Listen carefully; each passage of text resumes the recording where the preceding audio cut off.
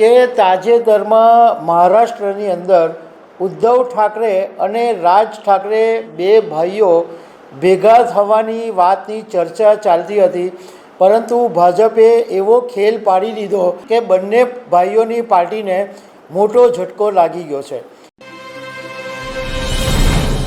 અંગ્રેજો શીખવાડીને ગયા છે ડિવાઈડ એન્ડ રૂલ, મતલબ કે ભાગલા પાડો અને રાજ કરો।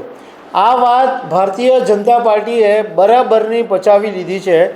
આ વાત હું એટલા માટે કરી રહ્યો છું કે તાજેતરમાં મહારાષ્ટ્રની અંદર ઉદ્ધવ ઠાકરે અને રાજ ઠાકરે બે ભાઈઓ ભેગા થવાની વાતની ચર્ચા ચાલતી હતી, પરંતુ ભાજપે એવો ખેલ પાડી દીધો કે બંને ભાઈઓની પાર્ટીને મોટો ઝટકો લાગી ગયો છે। તો આના વિશે તમારી સાથે વાત કરીશ। મારું નામ રાજેશ શાહ છે અને તમે જોઈ રહ્યા છો ગુજરાતના સૌથી મોટા ડિજિટલ ન્યૂઝ પ્લેટફોર્મ ખબર છે.com।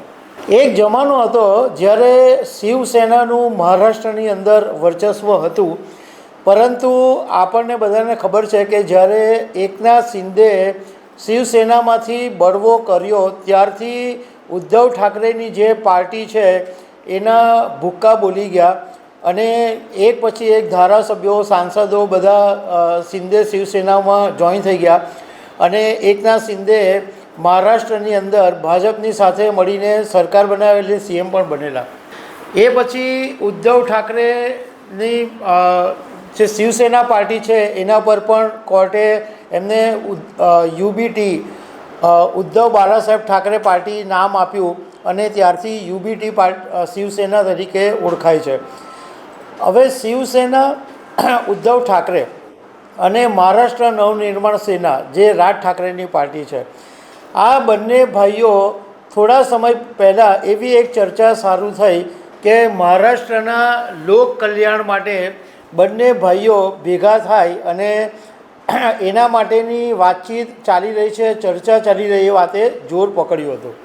હવે આ બે ભાઈઓ ભેગા થાય એ પહેલાં મહારાષ્ટ્રની અંદર નાસિકમાં એક કાર્યક્રમની અંદર જ ભાજપે એક મોટો ખેલ પાડી દીધો અને ઉદ્ધવ ઠાકરે અને રાજ ઠાકરે બંનેની પાર્ટીના જે સિનિયર નેતાઓ છે એને તોડીને ભાજપમાં સામેલ કરી દીધા।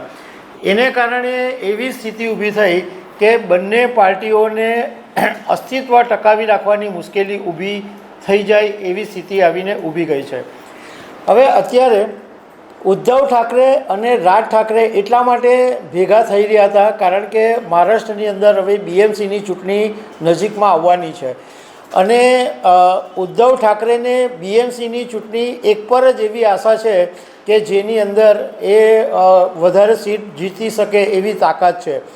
એટલા માટે રાજ ઠાકરે સાથે હાથ મેળવવાની ચર્ચા ચાલતી હતી અને રાજ ઠાકરે માટે તો બિલકુલ અસ્તિત્વનો સવાલ છે કારણ કે રાજ ઠાકરેની પાર્ટી એક પણ બેઠક નથી જીતી। હમણાં વિધાનસભા 2022ની ચૂંટણી ગઈ તો એમાં પણ એક પણ બેઠક આ રાજ ઠાકરેની મહારાષ્ટ્ર નવનિર્માણ સેના જીતી શકી નહોતી। રાજ ઠાકરેની પાર્ટીની તો એવી હાલત થઈ ગઈ છે કે સિમ્બોલ અને એનો જે લોગો છે એ પણ છીનવાઈ જાય એવી સ્થિતિ આવીને ઊભી છે।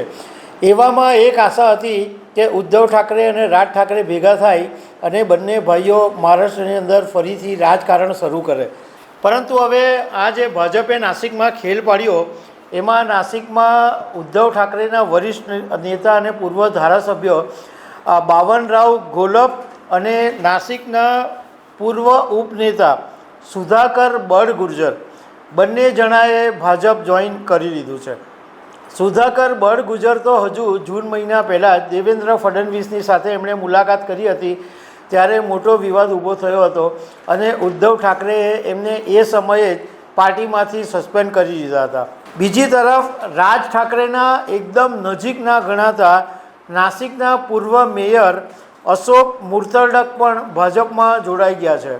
આ બધા નેતાઓએ કારણ આપ્યા છે। એમાં નાસિકના પૂર્વ મેયર અશોક મુર્તડકે એવું કીધું કે 2027ની અંદર નાસિકમાં કુંભ મેળો આવી રહ્યો છે એટલા માટે તેઓ ભાજપમાં જોડાઈ ગયા છે।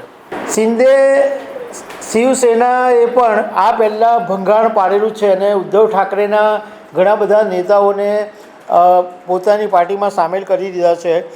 એમાં જે બીએમસીના 84 કોર્પોરેટર છે જે યુબીડીના હતા, એમાંથી 43 કોર્પોરેટરને તોડીને શિંદે શિવસેનાની અંદર સામેલ કરી દેવામાં આવ્યા છે.